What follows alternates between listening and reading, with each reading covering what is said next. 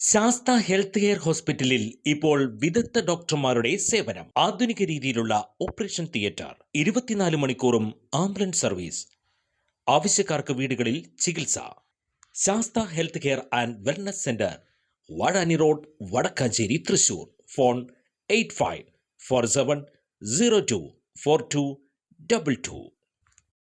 ശബരിമല ക്ഷേത്രാങ്കണത്തിൽ സ്വാമി അയ്യപ്പന്റെ പഞ്ചലോഹ വിഗ്രഹം സ്ഥാപിക്കാൻ സ്വകാര്യ വ്യക്തിക്ക് നൽകിയ അനുമതി പിൻവലിച്ചെന്ന് തിരുവിതാംകൂർ ദേവസ്വം ബോർഡ് ഹൈക്കോടതിയെ അറിയിച്ചു.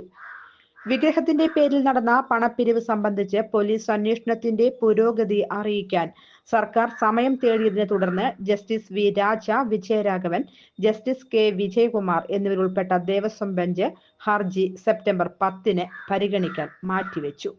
തമിഴ്നാട് റോഡിലെ Lotus multi speciality hospital chairman doctor K സഹദേവനാണ് പഞ്ചലോഹ വിഗ്രഹത്തിന്റെ പേരിൽ വൻ തുക സംഭാവന പിരിച്ചത്. ദേവസ്വം ബോർഡ് നൽകിയ അനുമതിയുടെ പേരിലായിരുന്നു പണപ്പിരിവ്. എങ്ങനെയാണ് ഇത്തരമൊരു കാര്യത്തിന് അനുമതി നൽകുക എന്നും അക്കൗണ്ട് നമ്പർ വഴി പണം പിരിക്കുക എന്നും കോടതി ചോദിച്ചു. തുടർന്നാണ് അനുമതി പിൻവലിച്ചതായി ബോർഡ് അറിയിച്ചത്.